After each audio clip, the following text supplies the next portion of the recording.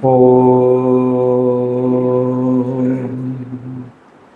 जननीं शारदां देवीं रामकृष्णं जगद्गुरुं पादपद्मे तयो श्रित्वा प्रणमामि मुहुर्मुहुः।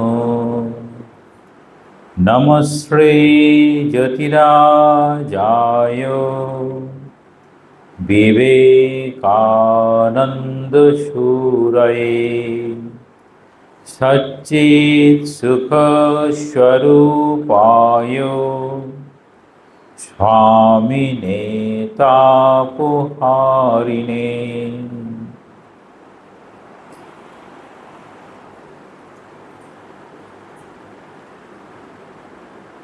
এখানে উপস্থিত সকল ভক্তকে আমার নমস্কার, প্রণাম। ঠাকুর মা স্বামীজির চরণে আমার ভূমিষ্ঠ প্রণাম। আপনাদের এই সংঘের নাম চেতনা শ্রীরামকৃষ্ণ সংঘ।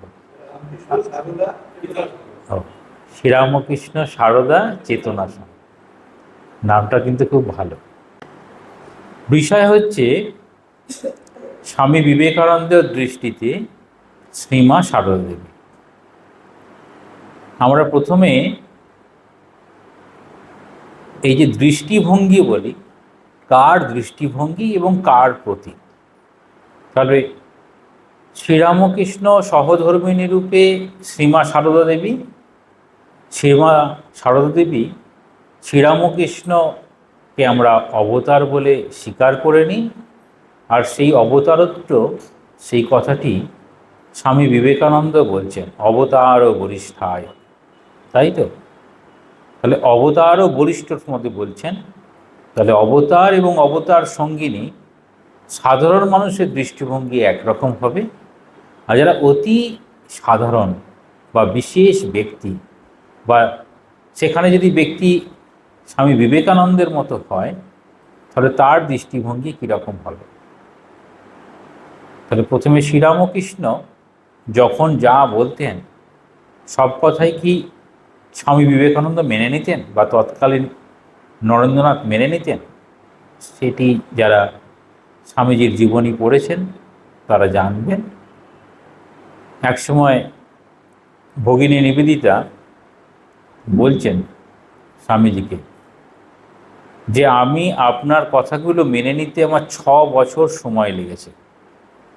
প্রায় 6 বছরের মতো সময় লেগেছিল ভগিনী নিবেদিতার স্বামীজির সব কথাগুলোকে মেনে নিতে।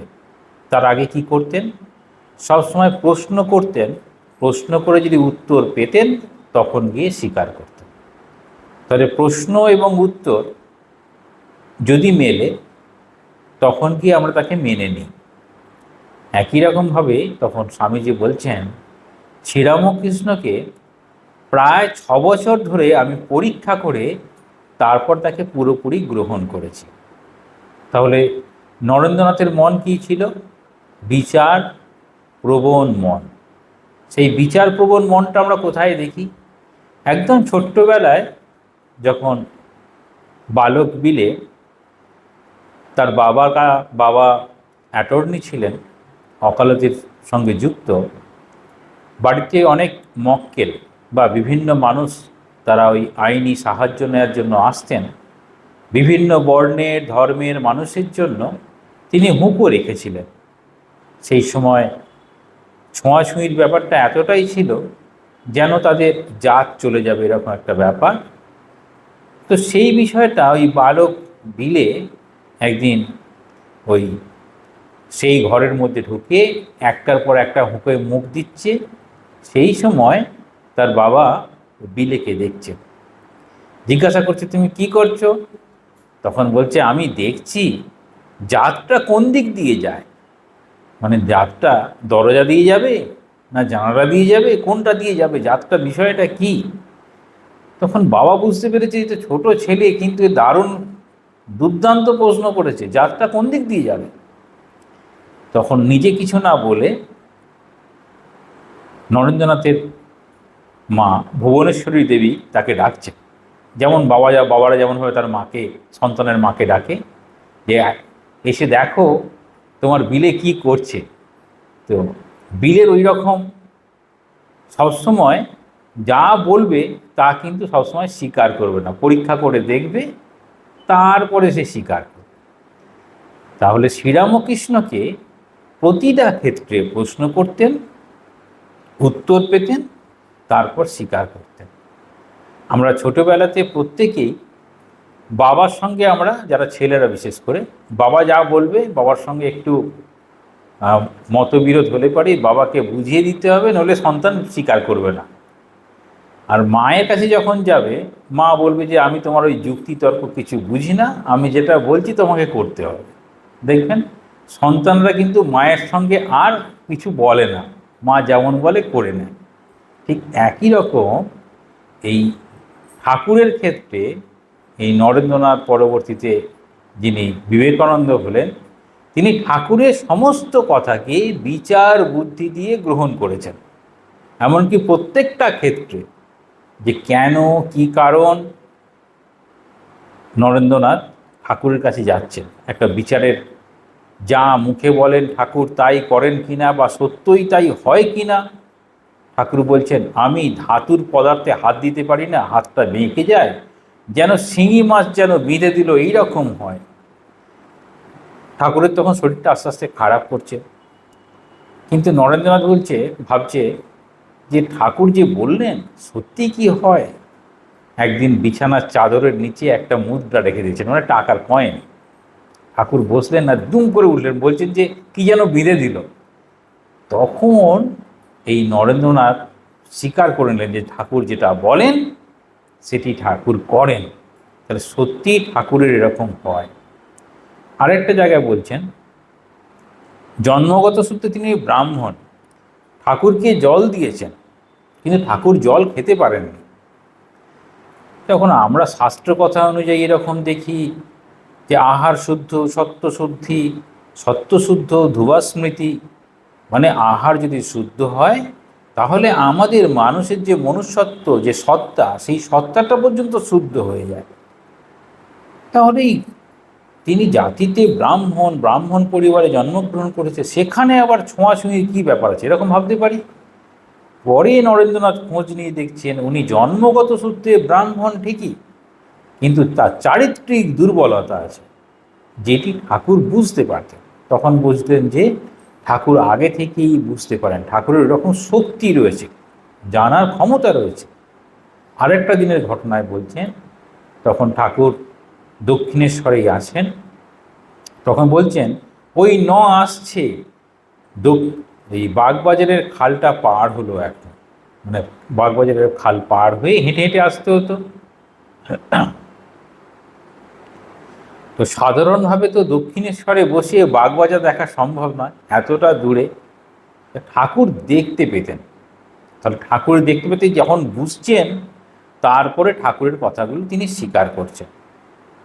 শ্রীমা শারদাদেবীর ক্ষেত্রে যা বলতেন সেটি যেন ধ্রুব বেদ বাক্যের মতো নরেন্দ্রনাথ সব মেনে নিতেন। কারণটা কি? তাহলে মা যা কিছু করেন সেই সত্যটা কখনো যেন সন্তানের মনে সন্দেহ আসে না।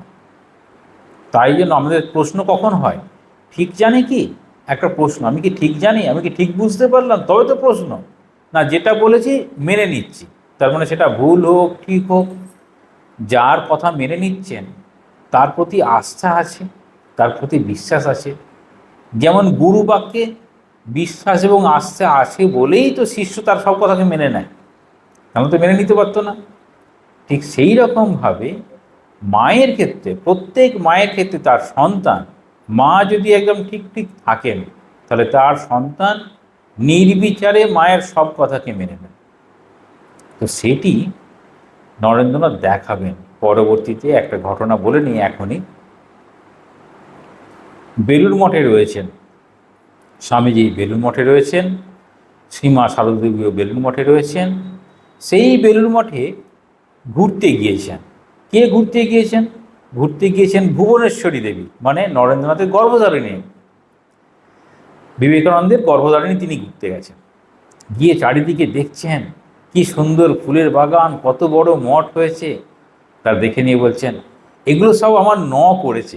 মানে নরেন করেছে। সকলকে বলছেন এগুলো সব আমার করেছে। তখন এই তৎকালীন, তখন তার সন্ন্যাস হয়ে গেছে, বিদেশ থেকে ফিরেছেন স্বামী বিবেকানন্দ, তিনি বলছেন ওটি তোমার করেনি, ওটি এনার করেছে। তার দিকে আঙুল দেখাচ্ছেন, সীমা সারদা দেবীর দিকে। তাহলে একটা জায়গায় আমরা বড় হই, তারপরে একটা জায়গায় এসে তার যেন পূর্ণতা লাভ হয়। তাহলে নরেন্দ্রনাথ যতদিন ছিলেন তার সম্পূর্ণরূপে মায়ের ভূমিকা পালন করেছেন ভুবনেশ্বরী দেবী। এবার যখন ঠাকুরের কাছে আসা শুরু করেছেন, পরবর্তীতে এই সংঘের স্থাপন হবে, এই সংঘটাকে পরিচালিত করতে হবে, তার যিনি স্বামীজি বলছেন সংঘ জননী, সেই রূপে যিনি স্থান পাবেন তিনি হচ্ছেন শ্রীমা সারদা দেবী। তো শ্রীমা সারদা দেবীর সকল কথা তিনি মেনে নিতেন। শ্রীমা সারদা দেবীর যখন যুক্তি, সেই যুক্তিগুলোকে মেনে নিতেন। তার যে সিদ্ধান্ত, সেই সিদ্ধান্তকে তারা অনুসরণ করতেন। তাহলে এই সম্পর্কে যখন দেখি, তাহলে শ্রীমা সারদা দেবী নিজে মুখে বলেছেন, আমি গুরু পত্নী নই, পাতানো মা নই, আমি সত্যিকারের মা। তাহলে সত্যিকারের মা, আমাদের কাছে সত্যিকারের মা কীরকম? না, যে মা আমাকে জন্ম দিয়েছেন তিনি আমার সত্যিকারের মা। এইরকমই একটা ঘটনা আছে। একটা যুবক মায়ের কাছে দীক্ষা নেওয়ার জন্য গিয়েছেন। দীক্ষা নেওয়ার শেষে মা বলছেন, আজ থেকে আমি তোমার মা। তখন ওই যুবক বলছেন, আমার মা বাড়িতে আছে, আপনি আমার গুরু মা, আপনি কি করে আমার মা হবেন? তো এরকম দু তিনবার বলার পরে তখন শ্রীমা সারদী বলছে, তুমি আমার দিকে তাকাও। অদ্ভুত, তুমি আমার দিকে তাকাও। যখন মায়ের দিকে তাকাচ্ছে, দেখছেন তার গর্ভধারিণী মাই বসে আছে। তাহলে কীরকম দেখছেন, আমি তোমার মা যখন মা বলছেন, তখন সে দেখছে আমার গর্ভধারিণী মাই বসে আছে। তারপর তিনি স্বীকার করলেন, না, আপনি আজ থেকে আমার মা, মানে গুরু মা নয়, আজ যে আমি মা। তাহলে এই ঘটনার আরেকটা পরবর্তী দিনের ঘটনা, যেটি আমরা যদি শতরূপে সারদা পড়েন সেখানে দেখতে পাবেন। একজন মহারাজ তার স্মৃতিকথায় লিখছেন, একটা বাচ্চা মেয়ে বেলুড় মঠে মায়ের মন্দিরে গিয়ে প্রণাম করছে। তার মায়ের সঙ্গে গেছে, একটা বাচ্চা মেয়ে তার মায়ের সঙ্গে গেছে, গিয়ে প্রণাম করে বলছে, মা তুমি ওর মধ্যে বসে আছো। মানে সে তার নিজের মাকেই যেন ওই শ্রীমা সারদা দেবীর মধ্যে দেখছেন। বলছেন মায়ের এই বিশেষ আবির্ভাব, যে সকল মায়ের মধ্যে তিনিই আছেন। এবার সেই রূপটি স্বামী বিবেকানন্দের মতো জ্ঞানী মানুষ, যিনি একাধারে দেশপ্রেমিক, একাধারে সাহিত্যিক, একাধারে বেদান্তবাদী, একাধারে হিন্দু ধর্মকে আবার পুনঃপ্রতিষ্ঠা করলেন চিকাগো ধর্ম মহাসভায়, তিনি কীরকম চোখে দেখছেন সেটি আমাদের বক্তব্য বিষয়। তাহলে তিনি প্রথম কীরকম উল্লেখ করছেন, 1890 সালের 14ই ফেব্রুয়ারি তিনি একটা চিঠি লিখছেন। তখন তিনি কোথায় গেছেন? প্রহরী বাবার কাছে গিয়েছিলেন গাজীপুরে। প্রহরী বাবা, যিনি প্রায় কিছু খেতেনই না, তিনি একটা ছোট্ট মাটির গুহার মধ্যে থাকতেন, মাঝে মাঝে উঠতেন, কিন্তু তিনি খুব মানুষের সেবা করতেন। সেই প্রহরী বাবার কাছে স্বামীজি একটা খুব সুন্দর কথা শিখেছিলেন, হিন্দিতে কথা, জন সাধন তন সিদ্ধি। যা আমি সাধনা করব সেটিই আমার সিদ্ধি লাভ হবে। মানে আমি যে রূপে ভগবানকে দেখতে চাইব, ভগবান সেই রূপেই দেখা দেবে। এই যে ভগবানকে যে রূপেই দেখতে চাই তিনি সেই রূপেই দেখা দেন, এটা যদি পৌরাণিক ঘটনায় দেখি কীরকম, সেটি মহাবীর হনুমানের কথা। মহাবীর হনুমানের সাধনার কাকে নিয়ে? না, শ্রীরামচন্দ্রকে নিয়ে। তিনিই তার প্রভু। শ্রীরামচন্দ্র তিনি এই মহাসমাধি লাভ করেন, সমস্ত অবতাররা সমাধি যোগে চলে যান। তারপর এসেছেন শ্রীকৃষ্ণ, কুরুক্ষেত্রে যুদ্ধ হবে। এবার মহাবীর হনুমান যদি অর্জুনের রথে যদি না আরূঢ় থাকে, তাহলে অর্জুনের রথ তো কর্ণের বাণ সহ্য করতে পারবে না, ভেঙে চৌচির হয়ে যাবে, যেটা যুদ্ধের পরে দেখালেন। তাহলে সেই মহাবীর হনুমানকে এখন বলছেন, দেখো কুরুক্ষেত্রের যুদ্ধ হবে, আপনাকে একটু সাহায্য করতে হবে। এই অর্জুনকে সাহায্য করার জন্য তার রথে আপনাকে অবস্থান করতে হবে ধ্বজ হিসাবে, মানে পতাকারূপী। ওই যেমন কপির ধ্বজ বলা হয়, কপি মহাবীর হনুমান কপির ধ্বজ রূপে তিনি ওই রথে ছিলেন। এবার তিনি বলছেন, হ্যাঁ আপনি যে আমার প্রভু, তাহলে আমার প্রভু রূপে আপনি এখন দেখা দিন, তারপরে আমি আপনার সঙ্গে সাহায্য করব। তাহলে স্বয়ং কৃষ্ণ তখন তাকে রাম রূপে দর্শন দিতে হয়েছিল। তাহলে জন সাধন তন সিদ্ধি মানে ভক্ত যেমনভাবে সাধনা করবে ভগবানকে সেই রূপ ধরে আসতে হবে। ভগবান শেষে রূপ ধারণ করলেন, যখন রামের রূপ ধারণ করলেন তখন বলছে তাহলে আমি আপনার কথা শুনবো, তার আগে কিন্তু শোনেননি। তো এই রকম বিষয়গুলোতে এবার দেখি এই প্রহরী বাবার কাছে যখন আছেন তখন তিনি ওইখান থেকে একটা চিঠি লিখছেন। চিঠি লিখছেন কাদেরকে না, ঠাকুরের যারা ত্যাগী সন্তান ছিলেন তাদেরকে উদ্দেশ্য করে একটা চিঠি লিখছেন। সেই চিঠিতে লিখছেন যে, চিঠি যখন লিখতেন তখন সবার কথা মনে করে করে লেখার চেষ্টা করতেন, সমস্ত গুরু ভাইদের কথা, সমস্ত গৃহী ভক্ত যারা কাছে আসেন। কেন এরকম করতেন না, ঠাকুর যখন কাশীপুরে আছেন, কাশীপুরের শেষের দিকে মানে ঠাকুরের মহাসমাধির 4 দিন আগে একদিন দেখছেন ঠাকুর অঝরে কাঁদছেন। তখন নরেন্দ্রনাথের সম্বিত ফিরল, বলছে কি হয়েছে না, তোকে আজ সর্বস্ব দিয়ে ফকির হলাম। তারপরেই বলছেন, দেখ এরা সবাই আছে, এদেরকে ভালোবেসে একসঙ্গে রেখে চলার চেষ্টা করিস। তোর মানে নরেন্দ্রনাথের মধ্যে কী আছে, সেই ভালোবাসার গভীরতা আছে, যুক্তি তর্ক বাদ বিচণ্ডা সব কিছুর মধ্যে দিয়ে প্রতিষ্ঠা করার ক্ষমতা আছে। সেই জন্য দেখা যায় ঠাকুর নরেন্দ্রনাথকে আলাদা করে শিক্ষা দিতেন। তো সেই শিক্ষা তিনি সকলকে এক জায়গায় রাখার চেষ্টা করতেন। সেই সবার খবর নিতে নিতে তিনি বলছেন গিরিশবাবুর সহিত মাতা ঠাকুরণীকে মানে সীমা শারদদেবীকে, গিরিশবাবু যে গিরিশচন্দ্র ঘোষ, মাতা ঠাকুরণীকে আনিবার জন্য আপনার কি মতান্তর হইয়াছে। তাহলে যাকে লিখছেন তার সঙ্গে একটা মতান্তর হয়েছে। সেই মতান্তরের পরে বলছেন গিরিশবাবু লিখিয়াছেন সে বিষয়ে আমার কিছু বলিবার নাই। গিরিশবাবু সেই সম্পর্কে যা লিখেছে সেখানে আমার কিছু বলার নেই। কেন না, মাতা ঠাকুরণীর যে প্রকার ইচ্ছে হইবে সেই প্রকারই করিবেন। তার মানে মা যেমন ইচ্ছা করবে, মায়ের কথাই শিরোধার্য, অন্য কারুর কোনো কথা চলবে না। তাহলে কীরকম দিচ্ছেন, যে মায়ের কথার সঙ্গে কারুর কোনো যুক্তি আপত্তি কোনো কিছুই থাকবে না। তারপর বলছেন মাতা ঠাকুরণীর যে প্রকার ইচ্ছা হইবে সেই প্রকারই করিবেন। আমি কোন নরাধম, তাহলে নিজেকে কি বলছেন, আমি কোন নরাধম মানে আমি নরের অধম আর কি, নরাধম মানে নরের অধম, মানে আমি মনুষ্যই নই, আমি কোন নরাধম তাহার সম্বন্ধে কোনো বিষয়ে কথা কহি। তাহলে মায়ের সম্বন্ধে কোনো কথা বলার আমি কেউ নই, মা যেমন ইচ্ছা করবেন তেমন। এবার সেই চিঠি শেষে একটা খুব হৃদয়স্পর্শী ভাষায় লিখছেন, বলরামবাবু মাতা ঠাকুরণী যদি আসিয়া থাকেন আমার কোটি কোটি প্রণাম দিবেন। তাহলে মায়ের পায়ে কোটি কোটি প্রণাম দিবেন ও আশীর্বাদ করিতে বলিবেন যেন আমার অটল অধ্যাবসায় হয়।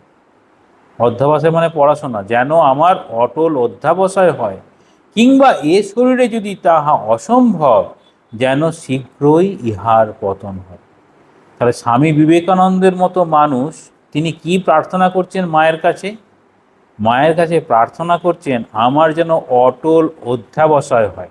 আমরা তো বই পড়তেই ভুলে গেছি, কিন্তু মায়ের কাছে প্রার্থনা করছেন কার মতো মানুষ। এটি চিঠিতে লেখা হচ্ছে 1890 মানে চিকাগো ধর্ম মহাসভার আগে। তাহলে স্বামী বিবেকানন্দ কীরকমভাবে নিজেকে তৈরি করছিলেন, কীরকমভাবে পড়াশোনা করছিলেন সেটি বলার চেষ্টা করছেন। মানে এমনি এমনি না পড়াশোনা করে তিনি কিন্তু চিকাগো ধর্ম মহাসভায় যাননি, তার আগের তার পড়াশোনার অবস্থাটা বোঝাচ্ছেন, যেন আমি এরকম অধ্যাবসায় আমার অটল হয়, কিংবা ঈশ্বরে যদি তা না হয়, যদি আমার এই শরীর দিয়ে আর এরকম পড়াশোনা করা সম্ভব না হয়, তাহলে এটার পতন মানে এই দেহটার যেন মৃত্যু হয়ে যায়। স্বামীজি কেন বললেন, আমরা কি বলি, সমস্ত অবতার এবং অবতারদের পার্শ্বদ যারা থাকেন তাদের জীবনের প্রত্যেকটা ঘটনা আমাদের জন্য শিক্ষাপ্রদ, এবং তারা ভবিষ্যতে কি হবে সেটি তারা জানতে পারেন। কাশীতে সম্ভবত হরি ভাই মানে হরি মহারাজের সঙ্গে স্বামীজির কথা হচ্ছে, ওই যে আমেরিকায় যে চিকাগো ধর্ম মহাসভা হচ্ছে সে সব কিছু আমার জন্য, মানে নিজের শরীরটাকে দেখিয়ে বলছেন। ঠাকুর যেমন দেখিয়ে বলতেন এটা এটা, দেখিয়ে বলছেন এটার জন্য। তাহলে সেটার জন্য স্বামীজি কীরকম পড়াশোনার জন্য মায়ের কাছে প্রার্থনা করছেন কেন? না, আমরা কার কাছে বিদ্যা চাই? দেবী সরস্বতীর কাছে। তাহলে মা যে দেবী সরস্বতী স্বয়ং, ঠাকুর যেমন বলছেন মা হচ্ছে সরস্বতী, জ্ঞান দেওয়ার জন্য এসেছে, বর্তমান দিনে রূপটা ঢেকে এসেছেন, এরকম ঘটনা বলছেন মা ঠাকুরের কথা মায়ের সম্বন্ধে। সেই মাকে সাক্ষাৎ ওই রকম সরস্বতী জ্ঞান করার জন্যই তিনি বলছেন আমাদের যেন অধ্যাবসায় হয়। তাহলে আমাদের যতদিন ছাত্র জীবন থাকি ততদিন আমরা সরস্বতী পুজো করি, তারপরে মনে হয় আর সরস্বতী পুজো করার দরকার নেই, তাই তো? দাদু বলবে না নাতির জন্য সরস্বতী পুজো করো, আমার লাগবে না, তাই তো? কিন্তু এই কথাটাই স্বামীজি আবার বলছেন, যে মনে করে আমার শিক্ষার আর কোনো প্রয়োজন নেই, তখন বলছেন সেই মানুষের, যদি কোনো জাতি যদি মনে করে আমার শিক্ষার প্রয়োজন ফুরিয়েছে, তাহলে সেই জাতির বিনাশ অবশ্যম্ভাবী। ঠাকুর ওটাকেই বলছেন যাবৎ বাঁচি তাবৎ শিখি। তাহলে শিক্ষাটা হচ্ছে আমাদের সঙ্গে সঙ্গে চলবে। স্বামীজির মতো মানুষ তিনিও চাইছেন যে মায়ের কাছ থেকে যেন আমি ওই আশীর্বাদটা পাই যাতে আমার অটল অধ্যাবসায় হয়। তাহলে অধ্যাবসায়ের জন্য তিনি চাইছেন মায়ের আশীর্বাদ, অর্থাৎ মাকে সাক্ষাৎ সরস্বতী রূপে দেখে তিনি বলছেন। আর যেহেতু সরস্বতী বিদ্যার প্রতীক রূপে বা জ্ঞানদায়িনী রূপে, জ্ঞান রূপে, তবে তার কোনো রকম ভুল হতে পারে না, সেই জন্য তিনি যা মনে করবেন সেটিই ঠিক ঠিক। তাহলে এখানে ঠাকুরের সঙ্গে বরং কোনোটা মিলছে না, তার জন্য ঠাকুরকে বারবার হয়তো জিজ্ঞাসা করছেন, পরীক্ষা করছেন। তাহলে মায়ের ক্ষেত্রে তিনি কেন পরীক্ষা করতেন না সেটি স্পষ্ট বোঝা গেল। এবার দ্বিতীয় বলছেন, দ্বিতীয় চিত্র কীরকম? তিনি একটা চিঠিতে লিখছেন গুরু ভাইদেরকে, ঠাকুরের সঙ্গে তুলনা করে বলছেন, ঠাকুরকে বলতেন যে তিনি আমার প্রভু, আমি তার জন্ম জন্মান্তরের দাস। ঠাকুরের সম্পর্কে বলতেন এই জীবনটা ওই বুড়ো পাগলের পায়ে সমর্পণ করেছি, আর আমি এই জীবনটা অন্য কিছু ভাবছি না, কিন্তু আমি তার জন্ম জন্মান্তরের দাস। এবার বলছেন এই যে আমি তার জন্ম জন্মান্তরের দাস, সেটি হচ্ছে আমার পরম সৌভাগ্য। স্বামীজি কীরকম ধারণা ঠাকুরের প্রতি? আমি তার জন্ম জন্মান্তরের দাস, এটি আমার পরম সৌভাগ্য। এবার ঠাকুরের সঙ্গে শ্রীমা সারদেবীকে তিনি অভেদ জ্ঞান করছেন বলতে, মানে একই রকম দেখতেন, যেমন ঠাকুর তেমনই মা। সেই জন্য মায়ের প্রতিও তিনি বলছেন আমিও তার জন্ম জন্মান্তরের দাস। এই দুটো দৃষ্টিভঙ্গি পাশাপাশি দেখলে বোঝা যায় শ্রীমাকে স্বামীজি শ্রীরামকৃষ্ণ সংঘের, শ্রীরামকৃষ্ণের সঙ্গে শ্রীরামকৃষ্ণ সংঘ, এই যে আমরা শ্রীরামকৃষ্ণ সংঘ বলি, শ্রীরামকৃষ্ণ সংঘটা কি? যেন শ্রীরামকৃষ্ণের এই জাগতিক একটি দেহ। মানে আমরা শ্রীরামকৃষ্ণ বলতে এই মন্দির, এই মন্দিরে যা কাজ হচ্ছে সব কিছু কি না শ্রীরামকৃষ্ণের দেহ। একটা হচ্ছে সংঘরূপী শ্রীরামকৃষ্ণ, একটা হচ্ছে তাত্ত্বিক শ্রীরামকৃষ্ণ, মানে তত্ত্ব অনুযায়ী শ্রীরামকৃষ্ণ। সেই তুমি ব্রহ্ম বলে গান আছে না, তুমি ব্রহ্ম রামকৃষ্ণ। তাহলে তুমি সেই ব্রহ্মস্বরূপ, সেটা তত্ত্ব, তার প্রকাশ ব্রহ্ম। ব্রহ্ম কীরকম না তিনি সাক্ষী স্বরূপ, তিনি জ্ঞান স্বরূপ, তিনি সত্য স্বরূপ, তিনি আনন্দ স্বরূপ। তাই জন্য আমরা বলা হয় সৎ চিৎ আনন্দ, এটা বলা হয় ব্রহ্ম। তাহলে তুমি সেই ব্রহ্মস্বরূপ, কিন্তু তুমি যখন দেহটা ধারণ করো সেই দেহটা কীরকম? স্বামীজি বলছেন সেই দেহটার নাম হচ্ছে বেদ ও মূর্তি। একটা হিন্দু ধর্ম শ্রীরামকৃষ্ণ ওইখানে বলতে বলতে বলছেন তিনি কীরকম না তিনি বেদ ও মূর্তি। বেদ কি না বেদ সেটা হচ্ছে জ্ঞান স্বরূপ, যে জ্ঞান সত্য উপলব্ধি করে সেটি হচ্ছে বেদ। সেই সত্য যেন একটা রূপ পরিগ্রহ করলো, সেটি হচ্ছে শ্রীরামকৃষ্ণ। সেই শ্রীরামকৃষ্ণের সঙ্গে শ্রীমা সারদেবী অভিন্ন। তাহলে ইনি যদি বেদ মূর্তি হন, সেই জন্যই না মাকে বলা হচ্ছে সরস্বতী। তাহলে সরস্বতী একটা রূপ, সেটি যেন নারী রূপ পেল, আর সেই বেদ সেই রূপ পরিগ্রহ করে যদি পুরুষ হয় সেটি হলো শ্রীরামকৃষ্ণ। এইরকম এইবার স্বামীজি সেরকম বলছেন, এই দুটি ভাবনা সেই দুটো জায়গাতেই তিনি বলছেন আমি যেন জন্ম জন্মান্তরের তাদের দুজনেরই দাস। বলছেন মা ঠাকুরানীকে তাহার জন্ম জন্মান্তরের দাসের পুনঃ পুনঃ ভুলুণ্ঠিত সাষ্টাঙ্গ দিবে। চিঠিতে উল্লেখ করছেন যে মা ঠাকুরানীকে তাহার মানে মায়ের জন্ম জন্মান্তরের দাস। তাহলে সেই দাস এখন তো স্বামীজি সশরীরে নেই। তাহলে আমরা, স্বামীজি একটা চিঠিতে লিখছেন, যে যে আমার এই চিঠিটা পড়বে তার মধ্যে আমার শক্তি প্রবাহিত হবে। স্বামীজি একটা চিঠি লিখছেন, পত্রাবলিতে 106 নম্বর চিঠি, খুব মানে গুরুত্বপূর্ণ চিঠিতে অনেক কথা বলা আছে। শেষে বলছেন যে যে এই চিঠি পড়বে তার মধ্যে আমার শক্তি প্রবাহিত হবে। এই যে আমাদের কিঞ্চিত বা বিন্দুমাত্র ঠাকুর মা স্বামীজির প্রতি শ্রদ্ধা জাগে, মনে হয় সত্যি আমি যদি তার দাস হতে পারি, যদি দাস হওয়ার যদি বাসনা যদি জাগে আমাদের, সঙ্গে সঙ্গে মনে করব স্বামীজির ওই কৃপাটা আমাদের মধ্যে এসেছে, স্বামীজির ওই ভাবনা যে আমি জন্ম জন্মান্তরের দাস। বলছেন মা ঠাকুরানীকে তাহার জন্ম জন্মান্তরের দাসের পুনঃ পুনঃ ভুলুণ্ঠিত সাষ্টাঙ্গ দিবে, তাহার আশীর্বাদে আমার সর্বত মঙ্গল। তাহলে মায়ের আশীর্বাদ সেটি হচ্ছে সর্বত মঙ্গল। তাহলে মা আমাদের আশীর্বাদ করেন। দেখবেন আগেকার দিনে যখন বিশেষ করে ক্ষত্রিয়রা যুদ্ধক্ষেত্রে যেত, যদি অবিবাহিত হতো তাহলে তার মা তাকে আশীর্বাদ করে তিলক পরিয়ে তাকে যুদ্ধক্ষেত্রে পাঠাতো। আবার যখন যুদ্ধক্ষেত্র থেকে ফিরতো তখন আবার বরণ করে ভেতরে নিত। তবে যে মা আশীর্বাদ করে তাকে পাঠায়, ঠিক সেই রকম বলছেন মায়ের আশীর্বাদ। এবার তো তারপর যাবেন, বিদেশে যেতে হবে, তার জন্য আবার প্রার্থনা করে কী নিতে হবে, ছাড়পত্র, অনুমতি পেতে হবে। সেই অনুমতি পাওয়া, তখন তো 1890, ঠাকুরের শরীর চলে গেছে সশরীরে, ঠাকুর মহাসমাধিতে চলে গেলেন 1886-তে। তাহলে তারপরের ঘটনা সম্পূর্ণ মাকে কেন্দ্র করে। তাহলে এবার বলছেন যে যদি মাকে এরকমভাবে দেখা যায়, যেমনভাবে ঠাকুরের ক্ষেত্রে বলছেন আমি জন্ম জন্মান্তরের দাস, মায়ের ক্ষেত্রেও বলছেন আমি জন্ম জন্মান্তরের দাস, তাহলে মা আর ঠাকুর দুটোকে একসঙ্গে বলার সময় তিনি গাই গীত শোনাতে তোমায় এই কবিতা একটা লিখেছিলেন। সেই কবিতাতে তিনি বলছেন যে দাস তোমা দোহাকার সশক্তিক নমিতম পাদে। এ নমিতম পদে বলছেন সশক্তিক,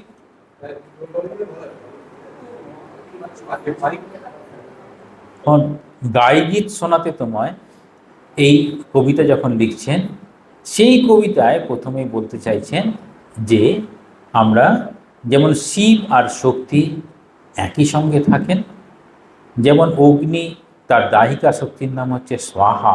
আমরা যখন হোম হয় দেখবেন সমস্ত কিছুর পরে স্বাহা।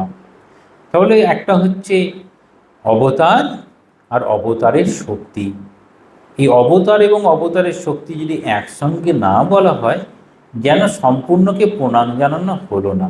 দেখবেন রাম সীতা, সীতারাম এইরকমভাবে বলা হয়। এবার আরেকটা চিঠি লিখছেন স্বামীজি 1895 সালে, স্বামী রামকৃষ্ণানন্দজিকে লিখছেন। কীরকম? পুঁথি, আমরা দেখব শ্রীরামকৃষ্ণ পুঁথি লেখা হয়েছে।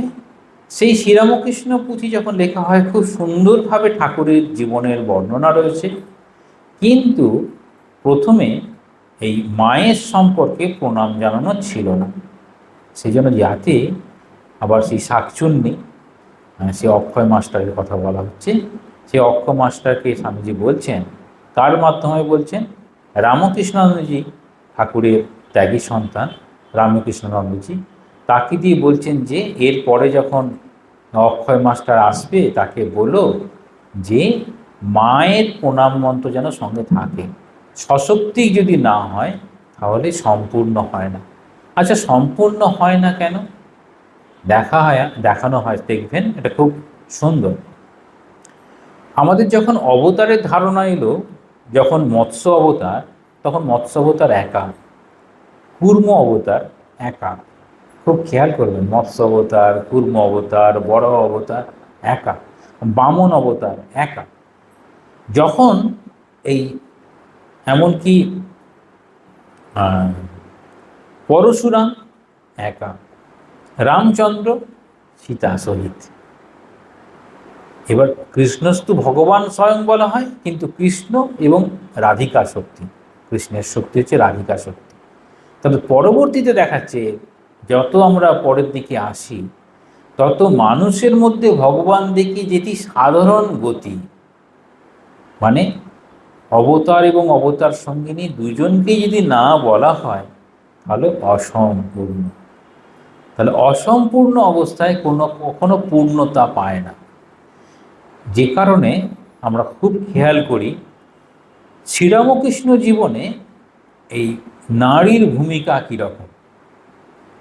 ফলে নারীর ভূমিকা প্রথমেই প্রত্যেকেই আমরা জন্মগ্রহণ করি, প্রথম শিক্ষাদাত্রী হিসাবে নিজের মাকে পাই। পরবর্তীতে এই অবতাররা দেখাবেন ভগবান বুদ্ধ, তিনিও স্ত্রী সন্তানের রেখে চলে এলেন। শ্রীরামচন্দ্র তিনিও বিভিন্ন সামাজিক ভাবনায় ভাবিত হয়ে মর্যাদা পুরুষোত্তম রূপে থেকেও তিনি সীতা দেবীর অনেক সামাজিক দিক থেকে কষ্ট পেলেন, কিন্তু সেই সব কষ্ট যেন মাথায় রেখে শ্রীমা সারদেবী যেন কোনো রকমভাবে কষ্ট না পায় সেই ব্যবস্থা প্রথম থেকে করছে। একদিনে একটা ঘটনা বললে বোঝা যাবে।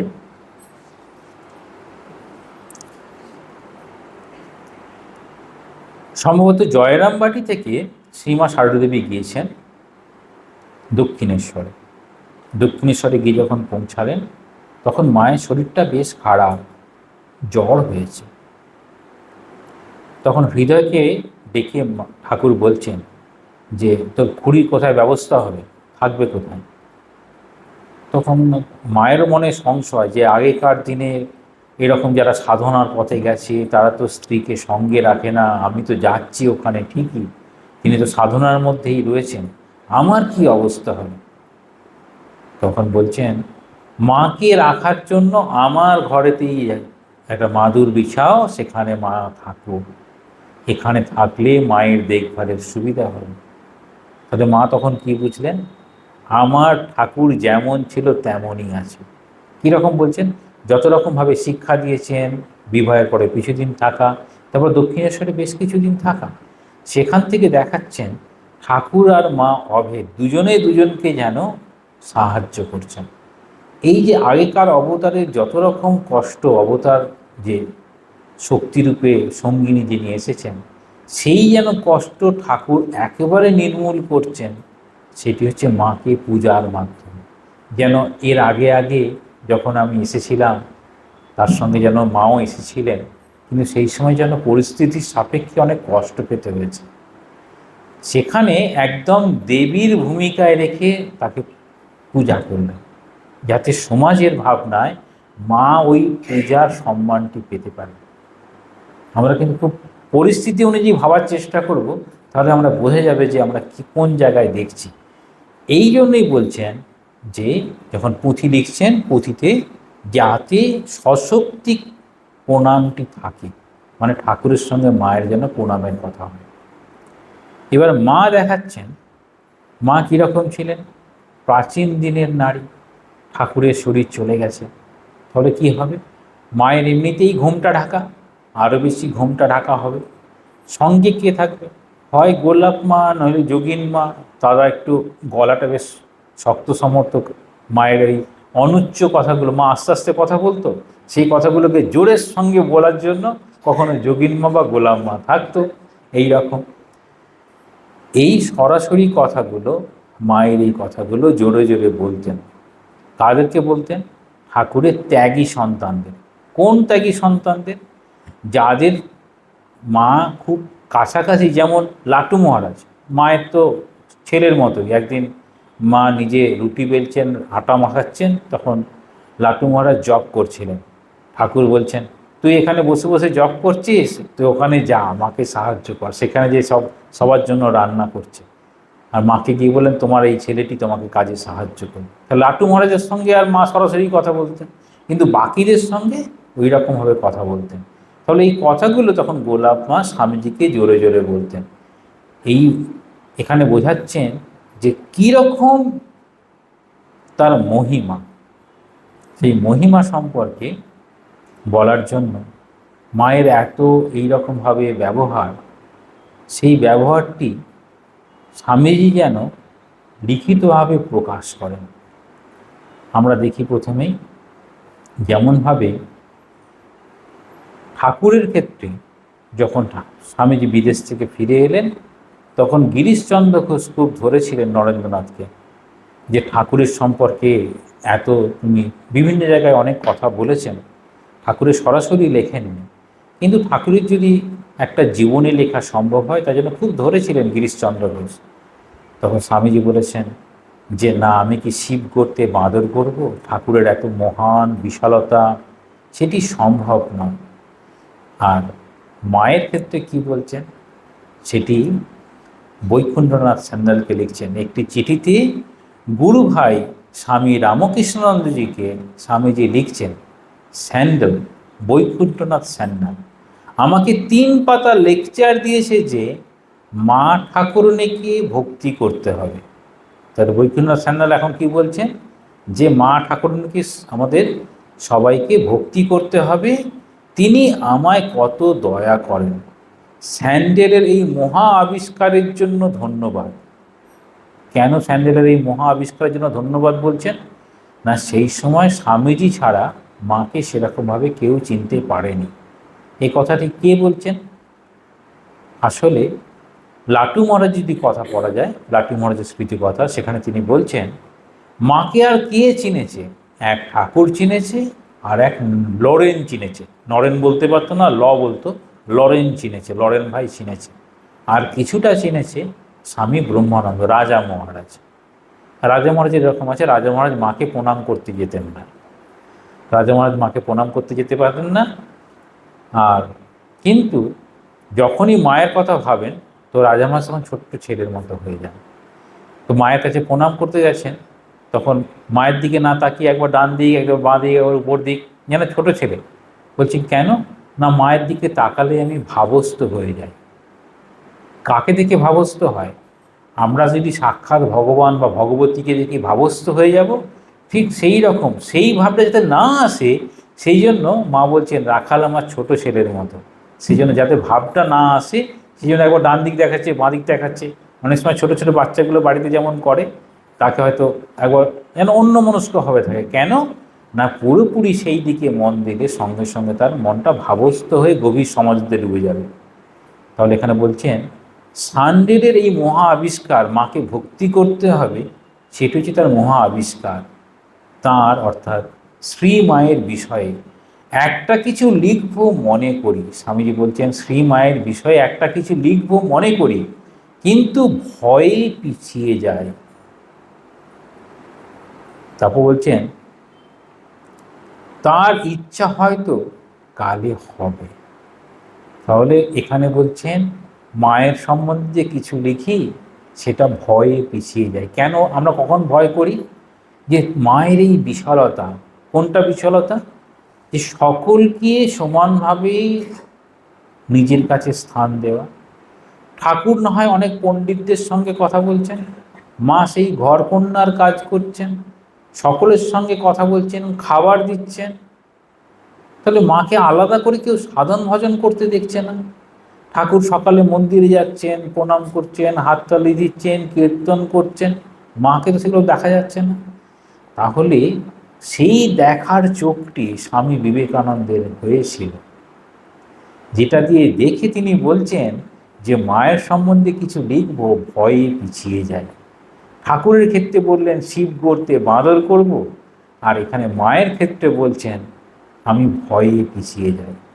তাহলে মায়ের সম্বন্ধে ঠাকুরের সম্বন্ধে যেমন আমরা দেখি সন্ধ্যারতির যে গানটি করেন সেটি ঠাকুরের, আচণ্ডালা প্রতিহাত রয় যেটা স্তোত্র আছে, সেটাও স্বামীজির লেখা। তো স্বামীজির এরকম আরও হিন্দু ধর্ম, শ্রীরামকৃষ্ণ, মদীয় আচার্যের অনেক জায়গাতেই স্বামীজি ঠাকুরের বৈশিষ্ট্য লিখেছেন। আর মায়ের সম্বন্ধে চিঠিতে লিখছেন মা ঠাকুরানী এই রকম। যেমন এরপরে যেমন বলছেন কীরকম দেখাচ্ছেন যে স্বামীজি এবার বিদেশে যাবেন। ভারতবর্ষের যখন বিভিন্ন জায়গায় ঘুরতেন, ঠাকুর তখন সশরীরই আছেন, তখন বেশ কিছুদিনের জন্য এই নরেন্দ্রনাথ বেরিয়ে পড়েছিল যে ভারতবর্ষের কোথায় কি সাধন ক্ষেত্র আছে, সাধনা আছে, আমি একটু ঘুরে দেখব। তো বেশ কিছুদিন নরেন্দ্রনাথের কোনো খবর পাওয়া যায়নি। তারপর ঘুরে ফিরে ঠাকুরের কাছে এসে হাজির হল। ঠাকুর জিজ্ঞাসা করছেন, কি কি দেখলে কি? বলছে না, মানে দেখলো কি, ঠাকুরের জীবন দিয়ে যা দেখেছে আর কোথাও যেন সেরকমটি নেই। ঠাকুর বলছেন, এখন বর্তমানে যা কিছু শুধু এখানেই পাবে। তাহলে বর্তমানে যা কিছু এখানে পাবে মানে ঠাকুরের কাছে পাবে। তাহলে ঠাকুরের ভাবনা ছাড়া আর কোথাও যাবেন না। পরবর্তীতে প্রহরী বাবার কাছে একবার ইচ্ছে হয়েছিল থেকে যাব, কিন্তু তিনি স্বপ্নে দর্শন পেলেন, ফিরে চলে এলেন। গুরু ভাইরা গিয়েছিল, তারপর চলে এসেছিল। বিষয়টা এরকম দেখাচ্ছেন যে মায়ের কাছে প্রার্থনা করবেন যে তিনি আমেরিকা যাবেন কি যাবেন না। তাহলে সেই সময় তার আগের অবস্থানটা কি?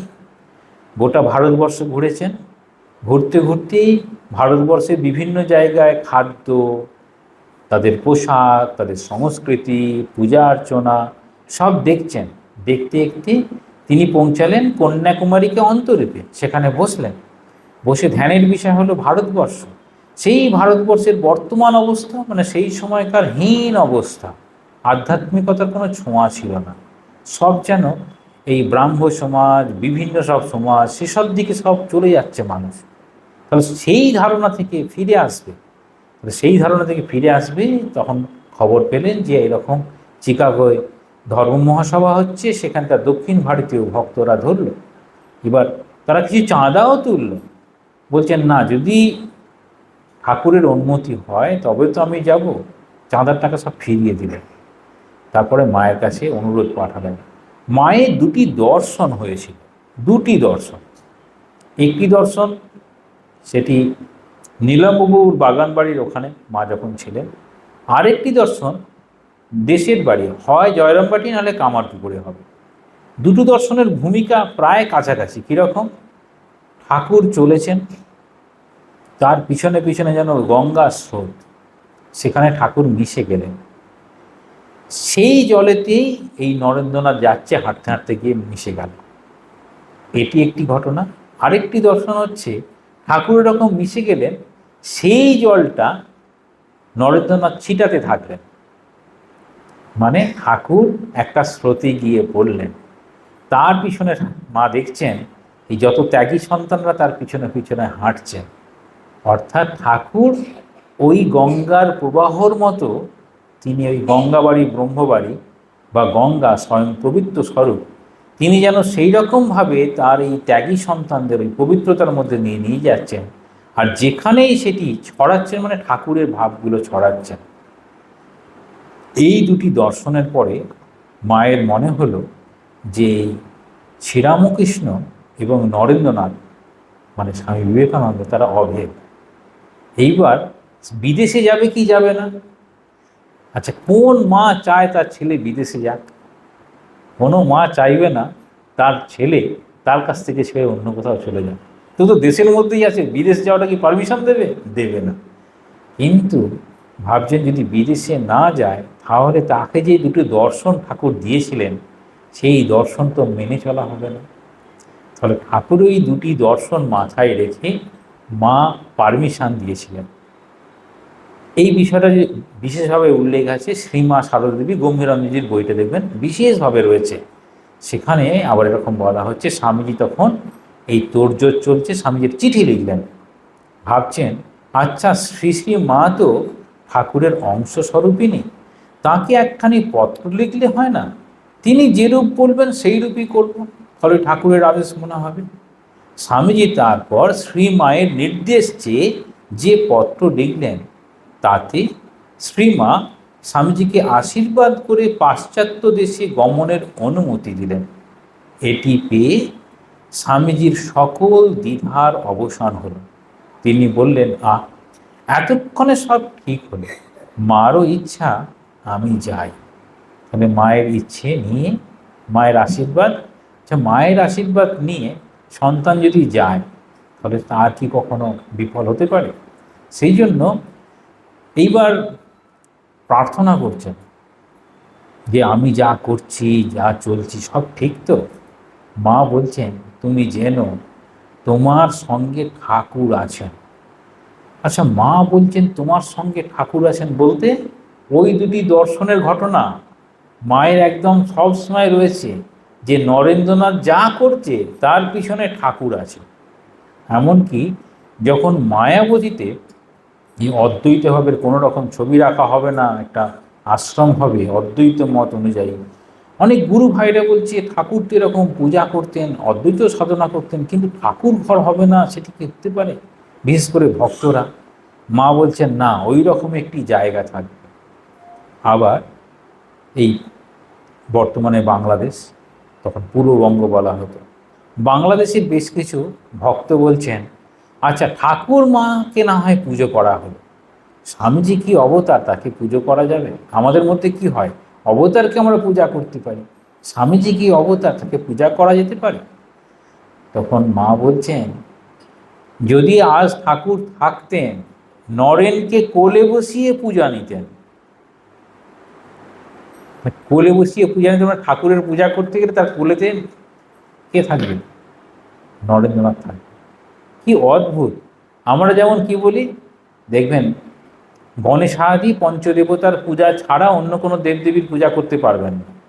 আচ্ছা, গণেশের যে পূজাটা হবে, গণেশের পূজা যদি গণেশের মাথাটা যে হাতির মাথাতে যদি না বসানো হতো, গণেশ কি পূজা পেত? খুব ভালো করে খেয়াল করুন। গণেশের মাথাটা তো কাটা গেল, পৌরাণিক গল্পটা দেখবেন, গণেশের মাথাটা কাটা গেল, তাই তো? যে প্রাণী থাকবে তার মাথাটা গণেশের মাথায় লাগানো হবে। সেটা কি ছিল? একটা হাতি ছিল, হাতির একটা দাঁত, একদন্ত বিশিষ্ট একটা দাঁত বিশিষ্ট একটা হাতি ছিল, সেই হাতির মাথাটা নিয়ে গণেশের মাথায় লাগানো হলো। সেটা ঠিক আছে। দেবী দুর্গা কি আশীর্বাদ প্রার্থনা করলেন? যে আমাকে আশীর্বাদ দাও যাতে এই গণেশের প্রথম যেন পুজো হয়, তারপর সব দেবদেবীর পূজা হয়। ঠিক খেয়াল রাখবেন। ঠিক সেই রকমভাবে ঠাকুরের পূজা যদি করতে হয়, ঠাকুর কাকে কোলে বসিয়ে পূজা নেবেন? নরেন্দ্রনাথকে, নরেনকে কোলে বসিয়ে পূজা নিত। মানে অদ্ভুত ভাবনা। এই রকম ভাবনাগুলো আমরা যদি দেখি, তাহলে ঠাকুর মা স্বামীজি পরবর্তীতে দেখবেন যে তাদের অভেদ ধারণা, তাহলে অভেদ ধারণাটা কীরকমভাবে আসতে পারে। তাহলে বলছেন এতক্ষণে সব ঠিক হলে এবার বিদেশে যাবেন। শ্রী মায়ের আশীর্বাদকে স্বামীজি তার পাশ্চাত্য দেশে ঐতিহাসিক সাফল্যের পশ্চাতে ক্রিয়াশীল প্রধান শক্তিরূপে গণ্য করতেন, যে মায়ের আশীর্বাদেই আমার এটি সম্ভব হয়েছে। এবার পাশ্চাত্যে গেলে পরে পাশ্চাত্যের ভোগ সুখের হাতছানি আছে, ভারতবর্ষের থেকে সেখানে অনেক বেশি। সেখানে চিকাগো ধর্ম মহাসভার পরে স্বামীজি প্রায় বিছানা, এত সুন্দর বিছানা, এত ভালো ঘরে শুতে পারছেন না, এরকম অবস্থা। এত সব কিছু মানে যত কিছু ভোগের সব সামগ্রীর হাতছানি। স্বামীজি বলছেন যে তাদের কৃপা ছাড়া নিজেকে ঠিক রাখা কঠিন। তাদের কৃপা বলতে ঠাকুর স্বামীজি, ঠাকুর আর মায়ের কৃপা যদি না পাওয়া যায় তাহলে সেটি সম্ভব হয় না। তাহলে বলছেন পাশ্চাত্য থেকে ফিরে এসে কী বলছেন, একদিন বলছেন শ্রীমা মাকে বলছেন, মা আপনার আশীর্বাদে এ যুগে লাফিয়ে না গিয়ে তাদের তৈরি জাহাজে চড়ে সে মুলুকে গিয়েছে। তাহলে কার কথা বলতে চাইছেন? তাহলে মা যেমন দক্ষিণ ভারতে গিয়ে রামেশ্বরম মন্দিরে পূজা করে বলছেন যেমনটি রেখে এসেছিলাম তেমনটি আছে, তাই তো? যেমনটি রেখে এসেছিল তেমনটি আছে, মানে সীতা দেবী রূপে তিনি যেন পূজা করেছিলেন রামেশ্বরমকে। ঠিক একই রকমভাবে স্বামীজি বলছেন তাদের তৈরি কলের তৈরি জাহাজে, এবারে জাহাজে চড়ে গেছি, আর এ যুগে লাফিয়ে না গিয়ে, লাফিয়ে কোথায় গিয়েছিলেন? মা সীতা দেবী যখন শ্রীলঙ্কাতে যখন বন্দি অবস্থায় ছিলেন, তখন মহাবীর হনুমান রূপে মহাবীর হনুমান রূপে শ্রীরামচন্দ্রের প্রধান সেবক তিনি লাফিয়ে গিয়েছিলেন, গিয়ে মায়ের কাছে গিয়েছিলেন। তাহলে বলছেন সেই রকমভাবে আমি গিয়েছি, মানে বোঝাতে চাইছেন যেন তুমি হচ্ছে মা সীতা আর আমি তোমার সেই মহাবীর হনুমান। তাহলে বলছেন আমরা সাধারণত কী দেখি, স্বামী বিবেকানন্দের মধ্যে একদম তিনি যেন দেশপ্রেমিক, বলিষ্ঠ, হ্যাঁ, তার এত জ্ঞান, বলবীর্য, সব কিছু কি বলছেন ধূলিকণা থেকে হাজার হাজার তিনি বিবেকানন্দ তৈরি করতে পারতেন। কার কথা? ঠাকুরের কথা বলে বলছেন। কিন্তু তিনি কৃপা করে শুধু আমাকেই খালি তৈরি করেছেন, এটি যেন তার কৃপা। এই যে বিনম্র ভাব, তাহলে বিনম্র ভাব কখন আসে না, বলছেন ওই চূড়ান্ত অধ্যাবসায় হলেই বিনম্র ভাব আসে। আমরা যদি পড়াশোনা না করি, বিদ্যা দদাতি বিনয়ম, বিনয় আসবে না। তাহলে বিনয় আসতে গেলে ঠিক ঠিক জ্ঞান চাই। তাহলে বলছেন এইবার ছোট মামির একটা ঘটনা বলছেন। এই ঘটনাটা যিনি দেখেছেন, প্রত্যক্ষদর্শী যিনি দেখছেন, যে তিনি কি বলছেন, তিনি বলছেন রাজার মতো চেহারা ঠাকুরঝির পায়ে লম্বা হয়ে পড়ল, জোড়ো হাতে বলল, মা, সাহেবের ছেলেকে ঘোড়া করেছি তোমার কৃপায়। তাহলে সাহেবের ছেলে বলতে পাশ্চাত্যের যত স্বামীজির অনুগামী ছিল তাদেরকে ঘোড়া করেছি, মানে আমি তার উপরে আরোহণ করে এখন আমার রথ চালাবো। এই যে রথ চালাবো, কেন এরকম বললেন? পরবর্তীতে দেখা যায় আমাদের বেলুড় মঠ যে প্রধান, যাদের পৃষ্ঠপোষকতায় তৈরি, যারা প্রধান অর্থ প্রদান করেছিল, তারা সব বিদেশে।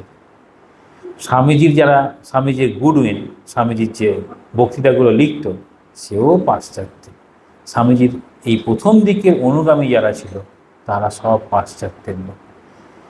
এবার বলছেন কুমুদ বন্ধু সেন তার স্মৃতিকথায় খুব সুন্দরভাবে বলবেন যে একদিনের একটি ঘটনা তিনি দেখছেন, যে স্বামীজি কীরকমভাবে, কুমুদ বন্ধু সেনের স্মৃতিকথায় কুমুদ বন্ধু সেন কীরকম বলছেন। কুমুদ বন্ধু সেনের স্মৃতিকথা যদি সম্ভবভাবে পড়ে নেবেন, স্বামীজির পদপ্রান্তে রয়েছে কুমুদ বন্ধু সেনের স্মৃতিকথা, আর অল্প একটু আছে বাণী রচনার নবম খণ্ডে। এখানে একটা সুন্দর একটি ঘটনা বলছেন। কি ঘটনা বলছেন?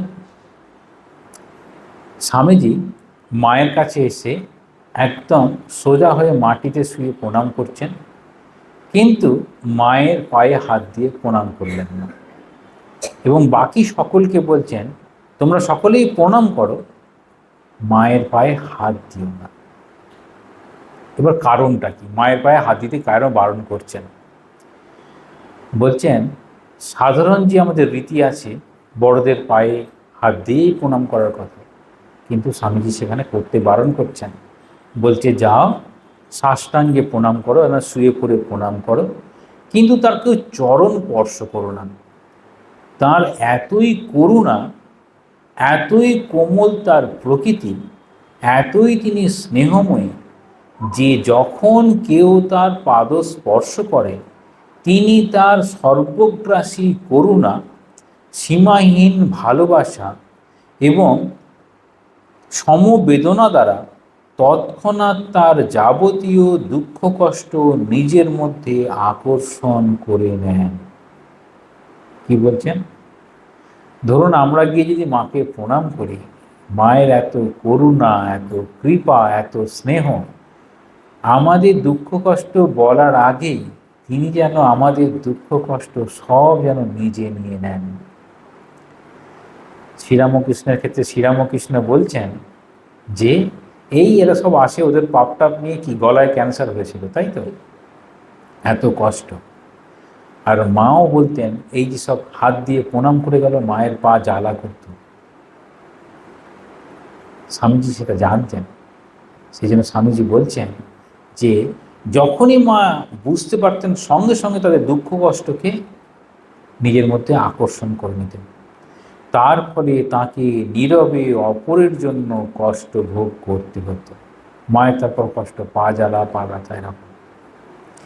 ধীরে ধীরে একে একে তার সম্মুখে সাষ্টাঙ্গে প্রণত হও, মুখে কেউ কিছু না বলে তোমাদের অন্তরের অন্তঃস্থল থেকে নীরবে তার কাছে সর্বান্তকরণে প্রার্থনা করো ও তার আশীর্বাদ ভিক্ষা করো। তিনি সর্বদাই অতি লৌকিক স্তরে অবস্থান করেন এবং সকলের মনের কথা জানেন। তিনি অন্তর্যামী। দুটি কথা এখানে দেখব, শেষ লাইনে উল্লেখ করছেন, তিনি সর্বদাই অতি লৌকিক স্তরে অবস্থান করেন। ঠাকুর কথা বলতে বলতেই সমাধিতে চলে যেতেন। সমাধি হচ্ছে অতি লৌকিক স্তর। লৌকিক মানে আমরা যা কাজকর্ম করছি এটা লৌকিক, অতি লৌকিক মানে এর ঊর্ধ্বে অবস্থান করা। সেটি মা এই সাধারণ অবস্থাতেই মা অতি লৌকিক স্তরে থাকতেন, সেই জন্য মা কিছু বলার আগেই বুঝতে পারতেন। এরকম একটা ঘটনা আছে, চন্দ্র বলে একটি ছেলে মায়ের ওই তখন বাগবাজারে থাকতো, বিভিন্ন কাজে সাহায্য করত। তো একদিন আমাদের তখন তো সাধুরাও একটু দুষ্টু দুষ্টু ছিল, বলছে কি চন্দ্র তুই মাকে যা চাইছিস তাই পেয়ে যাস? বলছে হ্যাঁ, আমি গিয়ে প্রতিদিন তো মা পূজা করে তারপরেই তো আমি গিয়ে প্রসাদ চাই, পেয়ে যাই, কোনো অসুবিধা নেই। বলছে সে জানে না, গিয়ে বলুন তুই এবারে আজই যাবি, মাকে প্রণাম করে বলবি মা তোমাকে ব্রহ্মজ্ঞানটা দাও তো, সন্দেশের জায়গায় ব্রহ্মজ্ঞানটা ছেড়ে দেবে। এবার ও একদম নিচে থেকে, সিঁড়ি থেকে ওঠার থেকে নিচে থেকে ভাবছে আমি আজকে যাব মায়ের কাছে ব্রহ্মজ্ঞান চাইব। মা পূজা করছিলেন, বলছি যত সিঁড়ি একটার পর একটা উপরে পা দিচ্ছে তার ভেতরে বুকটা যেন কেমন করছে। সন্দেশ তো বলতে পারে, ব্রহ্মজ্ঞান বলবে কী করে? সে কিন্তু ব্যাপারটা বোঝেই না, শব্দটাই জানে না অর্থটা কি। গিয়ে যখন ওই মায়ের পূজার ঘরে যখন পৌঁছেছে, তখন তার মুখ দিয়ে আর কোনো কথা বেরোচ্ছে না, মা যেন গম্ভীর হয়ে গেছে। চন্দ্র তোমার কি চাই? তোমার সন্দেশ। সন্দেশ নিয়ে চলে এলো। বলছি কী রে? না আমি বলতেই পারলাম না, কি ওটা ব্যাপারটা কি, এই ব্রহ্মজ্ঞানটা বলতেই পারলো না। মানে মায়ের স্বরূপটা দেখাচ্ছেন মা কীরকম। তাহলে মা একটা অতি লৌকিক স্তরে সবসময় থাকতেন, এবং এই অতিলৌকিক স্তরটা কীরকম না, সর্বদা নিজেকে পবিত্রতা স্বরূপিণী ভাবতেন। আপনারা দেখবেন একটা ঘটনা আছে, লক্ষ্মী দিদি একদিন বলছেন কাকে পেচ্ছাপ করে দিয়েছে, সে আবার স্নান করতে যাবে, গঙ্গায় স্নান করতে যাবে। মা বলছে আরে আমাকে ছুঁয়ে দাও না তাহলেই হলো। হয়তো আমি কখনো কারোর বাবার জন্যও শুনিনি যে কাকে পেচ্ছাপ করে, এই যে কী বলছে। তারপর বলছে অনেক পূর্ব জন্মে অনেক সব গোলমাল টোলমাল থাকলে পারে তবে এইরকম সূচিবাই বিষয়টা আসে। তো যার মধ্যে যত বেশি সূচিবাই বিষয়টা আসবে তত সেটা মায়ের এই পবিত্রতা থেকে দূরে। তাহলে কি বলছেন, তিনি সর্বদাই অতি লৌকিক স্তরে থাকতেন। তাহলে অতি লৌকিক স্তরে থাকার বিষয়টা যদি সর্বদাই থাকেন, তাহলে তিনি কি এই অতি লৌকিক স্তরে থেকেই এই জাগতিক সব কর্ম করতেন? রুটি বেলার কাজ, সবজি কাটার কাজ, হ্যাঁ, কোন ভক্ত এসেছে তাকে খেতে দিতে হবে, হ্যাঁ, নরেন্দ্রনাথ এসেছে তখন তাকে মোটা মোটা রুটি আর গাঢ় গাঢ় ছোলার ডাল খাওয়াতে হবে, এই সব বিষয়গুলো বলছেন তিনি সর্বদাই, মানে মায়ের মনে কখনোই এই জাগতিক বিষয় আসতই না। এবং বলছেন সকলের মনের কথা তিনি জানেন। তাহলে মা সকলের মনের কথা জানেন, তিনি অন্তর্যামী। খেয়াল করব দুটি শব্দ, একটা হচ্ছে অতি লৌকিক স্তরে তিনি থাকেন, আর তিনি অন্তর্যামী। অন্তর্যামী কাকে বলা হয়? ভগবান ঈশ্বরকে বলা হয় অন্তর্যামী। মায়ের স্বরূপ সম্পর্কে বলছেন তিনি অন্তর্যামী। এবার বলছেন এই স্বামীজির অনেক কাজ করছেন, মাঝে মাঝে মনটা খুব খারাপ। কেন খারাপ? যে ঠাকুরের যা কিছু নির্দেশ আমাকে দিয়েছেন সেই কাজগুলো করতে এত দেরি হচ্ছে দেখে খুব মনটা খারাপ। বিভিন্ন সময় বিভিন্নভাবে মাকে জিজ্ঞাসা করেন। একবার যেমন কাশ্মীর থেকে ফিরেছেন, কাশ্মীরে একজন ফকির ছিলেন, সেই ফকিরের চেহারাটা খালি স্বামীজির কাছে আসতো। তো সেই ফকির স্বামীজিকে বলছেন দেখো তোমার তোমার আমার চেলা যদি তোমার কাছে যায়, তুমি তাকে যদি আশ্রয় দাও তো তোমার রক্ত আমাশা হবে। দেখছে সত্যি রক্ত আমাশা হয়েছে, তো ওখান থেকে চলে এলো, এসে মাকে বলছে তোমার ঠাকুর নয় কিছু নয়। মাকেই বলছে তোমার ঠাকুর কিছু নয়, ওই একটা ফকির বলে দিল রক্তমাশা হবে, আমি রক্তমাশা হলে আমি চলে এলাম। মা বলছেন বিদ্যা, বিদ্যা মানতে হয়। মানে দেখাচ্ছেন এই যে আমাদের প্রাচীন ভারতের বিভিন্ন সব বিদ্যা ছিল, মারণ উচাটন এসব অনেক রকম বিদ্যা ছিল। দেখবেন গাছ মরে যাচ্ছে, গরু দুধ দিচ্ছে না, হ্যাঁ, হঠাৎ করে বাড়ির একটা কোণ কীরকম ভেঙে পড়ে যাচ্ছে, এইসব হচ্ছে বিদ্যা, বিদ্যা মানতে হয়। তারপর এই বিদ্যা তো মানা হলো, তাহলে আমি যা কিছু করছি এত দেরি হচ্ছে কেন?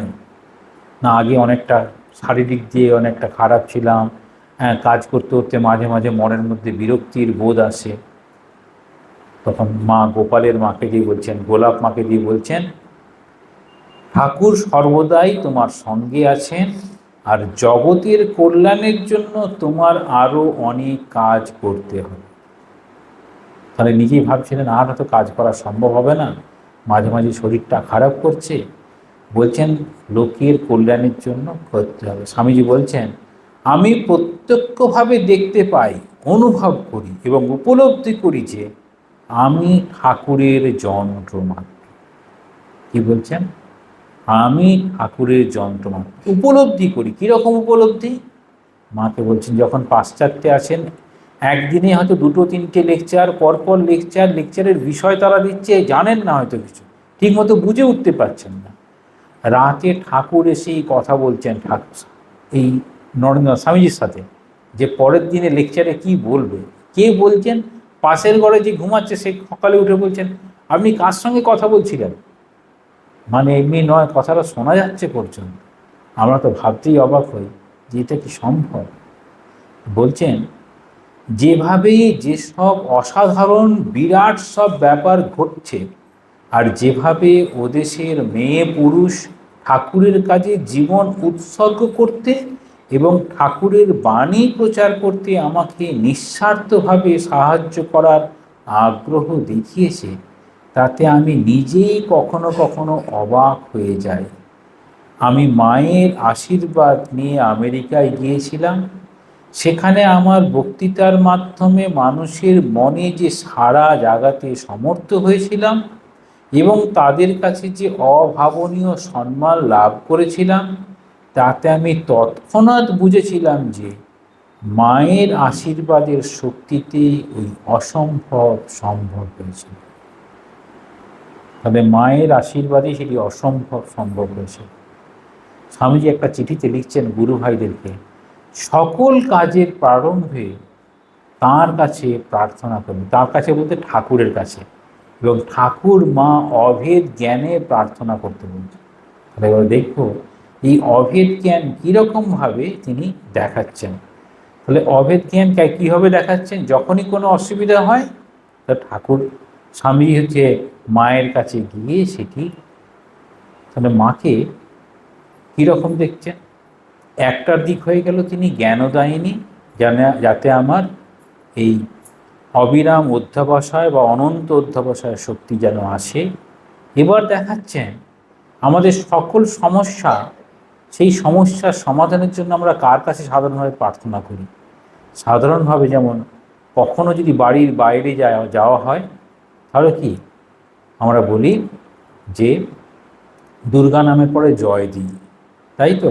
দুর্গা দুর্গা দুর্গা বলে মা বলেন, প্রত্যেক বাড়িতেই মায়েরা বলেন, আর তারপর তার বাড়ির সব সন্তানরা বাইরে যায়। বা আমরা যখন আশ্রমের বাইরে যাই, ঠাকুরমা স্বামীজি জয় দেওয়ার পরে গঙ্গা মাই কি জয়, তারপর দেবী দুর্গার মাই কি জয় বলে বেরোই। ঠিক সেই রকম স্বামীজি এই শ্রীমা সারদা দেবীকে বলছেন তিনি জ্যান্ত দুর্গা। তাহলে দুর্গা কি করেন? দুর্গা হচ্ছে এই অসুর বিনাশিনী, তাই তো? অসুরকে বিনাশ করছেন দেবী দুর্গা। এবার সন্তানদেরকে পালন করবেন বলে, তাহলে অশুভ শক্তিকে চলে যাওয়ার জন্য এবং শুভ শক্তিকে আনার জন্য। সেটি বলে বলছেন যে যদি মাকে দেবী দুর্গা রূপে কেউ না দেখতে পায়, তাহলে তার সেটি দুর্ভাগ্য। কাকে বলছেন?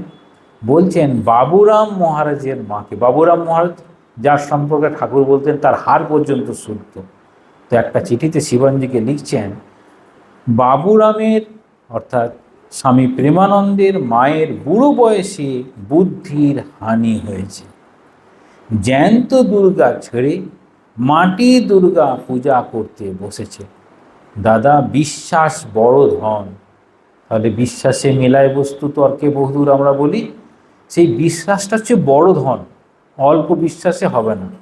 তাহলে সেই বিশ্বাসটা যেন মনে প্রাণে বিশ্বাস থাকে। জ্যান্ত দুর্গার পূজা দেখাবো, তবে আমার নাম। জ্যান্ত দুর্গার পূজা মানে মায়ের পূজা হবে। তাহলে তুমি জমি কিনে জ্যান্ত দুর্গা মাকে যেদিন বসিয়ে দেবে।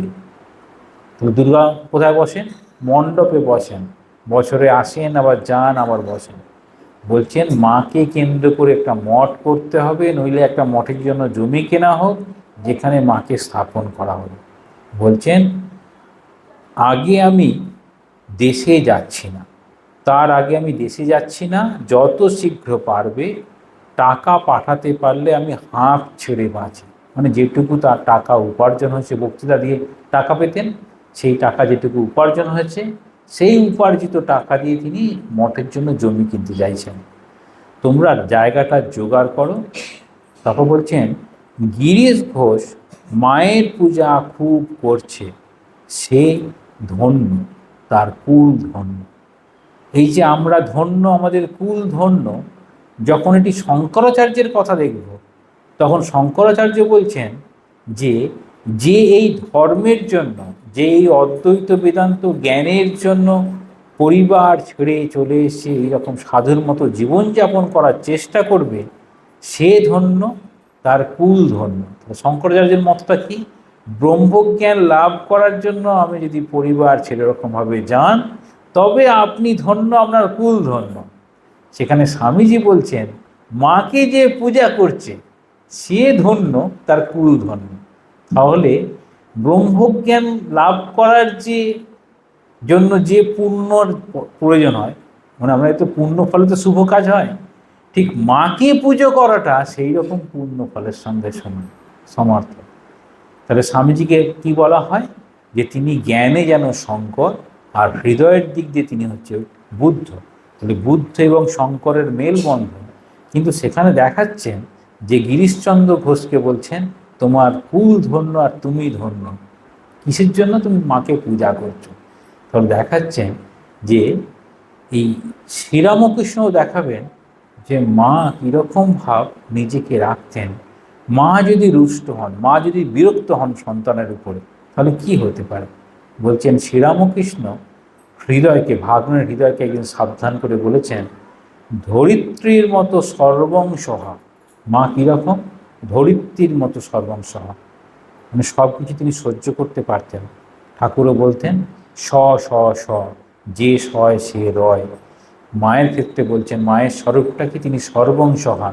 যদি কখনো সেই মায়ের ধৈর্যচ্যুতি ঘটে, মানে মাঝে মাঝে তো হৃদয় উল্টোপাল্টা কথা বলতো, তাহলে সেই হৃদয়ের ওই কথাতে মায়ের যদি ধৈর্যচ্যুতি হয়, তাহলে এক মহা অনর্থ সৃষ্টি হবে, যা প্রতিরোধ করা স্বয়ং বিধাতারও সাধ্যাতীত। মানে বিধাতাও সেটি করতে পারবে না, মানে ঠাকুরও বাঁচাতে পারবে না, এরকম বলতে চাইছেন। এইরকমভাবে যখন দেখি তখন আমরা দেখব যে ঠাকুর, মা, এই যে অভেদ, এদের জীবনের ভাবনা নিয়ে আমরা একটি স্মৃতিকথা একটা পাওয়া যাচ্ছে, সেটা দেখি। যে সেখানে বলছেন, অল্প দিন পরে মঠে স্বামীজিকে দর্শন করতে যান। যে স্মৃতিকথাটা লিখছেন, তিনি স্বপ্ন বৃত্তান্ত বললেন। স্বপ্ন বৃত্তান্তের মধ্যে আমরা বিভিন্ন রকম স্বপ্ন দেখতে পারি। আমাদের অনেক সময় মনে হয় আমরা যে স্বপ্নগুলো দেখি সেটা ঠিক না ভুল বুঝতে পারি না। কিন্তু এখানে বলছেন, ঠাকুর বলতেন দেব স্বপ্ন সত্য। তাহলে আমরা অন্য যা কিছু স্বপ্ন দেখি সেটি মিথ্যা হলেও হতে পারে, যদি দেব স্বপ্ন যদি দেখি তাহলে সেটি সত্য। খেয়াল করবো, স্বপ্ন অনেক রকম দেখতে পারেন। হ্যাঁ, ঘোড়ায় চড়ে আমি আকাশে চলে যেতে পারেন। হ্যাঁ, মনে করতে পারেন তিমি মাছের পিঠে বসে আমি সমুদ্রে ঘুরে বেড়াচ্ছেন, সেসবগুলো সত্য নাও হতে পারে। দেবতার যদি স্বপ্ন পান তাহলে সেই স্বপ্ন সত্য। বলছেন একে বলা হচ্ছে স্বপ্ন সিদ্ধি। এইটি জপ করলে তোর সব হয়ে যাবে। কোনটি? যেটি তিনি স্বপ্নে পেয়েছেন, দেব স্বপ্ন, এবং দেব স্বপ্নে তিনি এই পেয়েছেন। বলছেন আর কিছু করতে হবে না।